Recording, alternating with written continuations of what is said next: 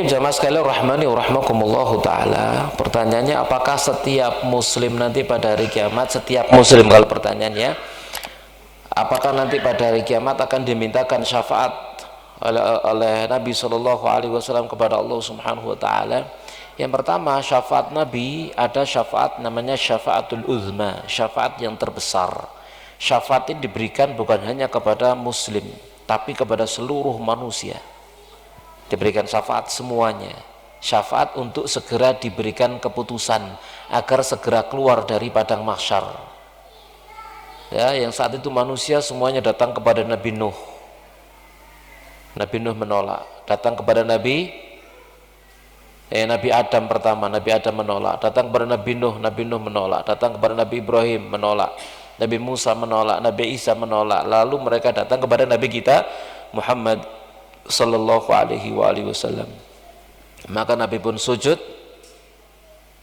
bertasbih, memuji Allah dengan tasbih dan pujian yang belum pernah dibaca sebelumnya.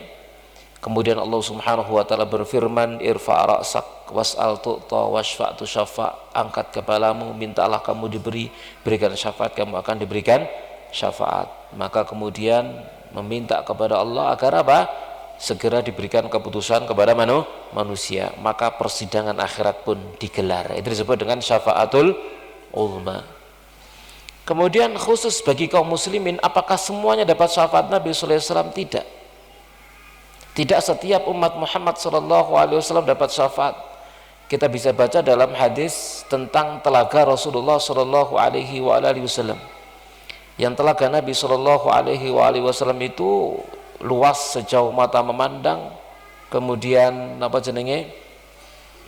gelas-gelasnya sebanyak bintang di langit, airnya putih seperti susu, lebih putih daripada susu, lebih manis daripada madu.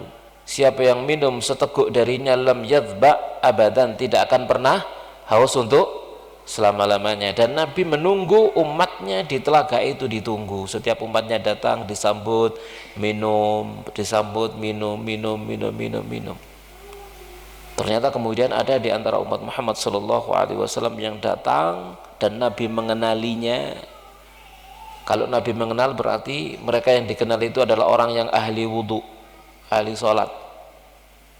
Karena Nabi mengenal. Dikenalnya umat Muhammad SAW oleh Nabi itu dengan min atharil wudu, karena bekas-bekas wudu. Hurran muhajjalin, mukanya bersahaya putih, demikian juga kedua tangan dan kakinya. Nabi mengenalnya. Ternyata mereka tidak bisa minum dari telaga beliau. Lalu Nabi berkata, ummati itu umatku ya Rasulullah. Maka Allah menjawab, innaka la tadri ma ahdatsu ba'dak, kamu nggak tahu apa yang mereka perbuat baru setelah kamu.